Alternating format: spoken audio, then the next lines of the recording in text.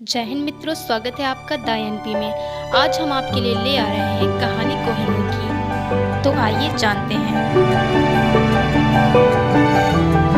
ऐसा माना जाता है कि कोहिनूर आंध्र प्रदेश के गोलकोंडा जिले से मिला था, जिसका जिक्र बाबरनामा में मिलता है।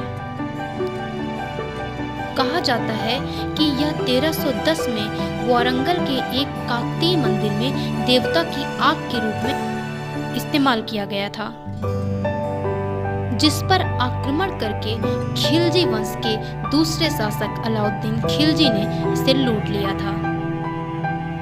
कुछ दिनों तक यह खिलजियों की जागीर रहा और फिर यह मुगलों के अधिकार में आ गया। 1526 के पानीपत के युद्ध में बाबर ने कोहिनूर को प्राप्त किया। इसके बाद यह मुगल शासकों की शान रहा। 5वें मुगल शासक शाहजहां ने इसे मयूर सिंहासन पर भी लगवाया था। 1739 में नादिर शाह की सेना द्वारा मुगलों के खजानों को लूटा गया, जिसमें करोड़ों रुपयों और ऐतिहासिक आभूषणों के साथ ही शाह ने कोहिनूर को भी ले लिया। नादिर शाह ने कोहिनूर को प्रकाश के पर्वत की उपमा दी, जिसे माउंटेन ऑफ लाइट कहा जाता है। इसके बाद 1751 में यह अहमद शाह दुरानी के अधिकार क्षेत्र में आ गया। बाद में अहमद शाह के वंशजों में से एक शुजा शाह दुरानी के समय उनके राज्य पर आक्रमण हुआ, जिसमें उन्हें पराजय मिलने के बाद वो हीरे को लेकर लाहौर भाग गए और वहां रणजीत सिंह के यहाँ शरण ली और उन्हें उपहार स्वरूप यह हीरा दे दिया। यह घटना हुई 1813 में। 1813 में कोहिनूर रणजीत सिंह के हाथ में आ गया और रणजीत सिंह ने इसे अपनी पगड़ी में जड़वाया। इसकी कीमत जानने के बाद चोरी होने के डर से रणजीत सिंह ने इसे गोविंदगढ़ किले में बहुत ही सुरक्षा में रखवाया। जब भी हीरे को कहीं स्थानांतरित किया जाता था तो 39 एक ही तरह के ऊँटों द्वारा ले जाया जाता था, जिनमें एक पर ही हीरा रहता था और यह किस पर रहता था, यह बात केवल उनके खजांची बेलीराम को पता होती थी। इसके बाद कोहिनूर उनके पुत्र खड़क सिंह के अधिकार में आया, जबकि खड़क सिंह की इच्छा थी कि मृत्यु के बाद इस हीरे को मंदिर को दान कर दिया जाए।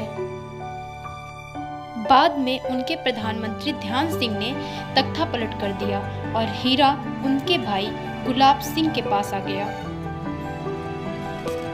इसके बाद 29 मार्च 1849 यानी कि दूसरा एंग्लो सिख वार के बाद पंजाब पर कंपनी का शासन हो गया और लाहौर की अंतिम संधि के अनुसार यह हीरा और अन्य खजाना महारानी विक्टोरिया को और कंपनी को दे दिया गया।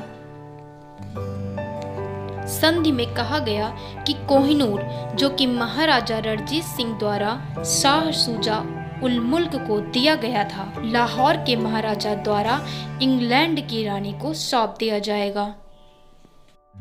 कोहिनूर को औपचारिक रूप से 8 जुलाई 1850 को ईस्ट इंडिया के उपाध्यक्ष द्वारा बकिंघम पैलेस में महारानी विक्टोरिया को भेंट किया गया और तब कंपनी की 250वीं वर्षगांठ थी।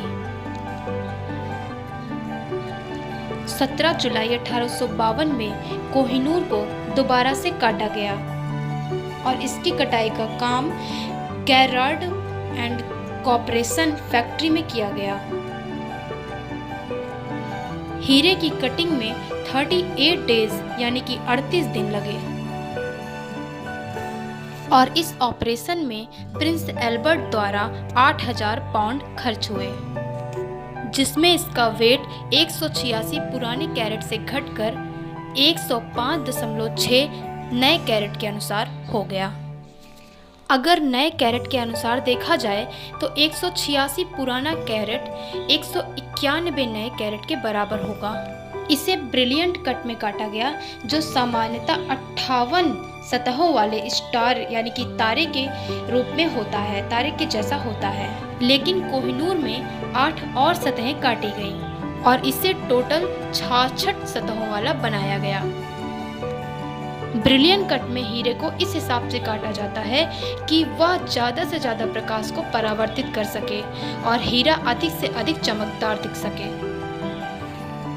यह हीरा 1901 में ब्रिटेन की रानी के ताज में जड़ा गया और 1902 में इसे सर्वप्रथम क्वीन अलेक्जेंड्रा ने पहना था। इसके बाद से यह हमेशा विवादों में रहता है।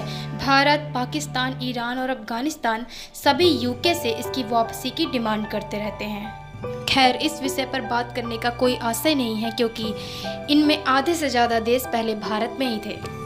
तो इसी के साथ हम अपनी बात को ख़त्म करते हैं। अगर आपको हमारा वीडियो पसंद आया हो तो प्लीज़ इसे लाइक करें, शेयर करें और हमारे चैनल को सब्सक्राइब करें। आपका रिएक्शन हमारे लिए प्रोत्साहन का काम करता है, तो कृपया ज़रूर लाइक करें। धन्यवाद। जय हिंद।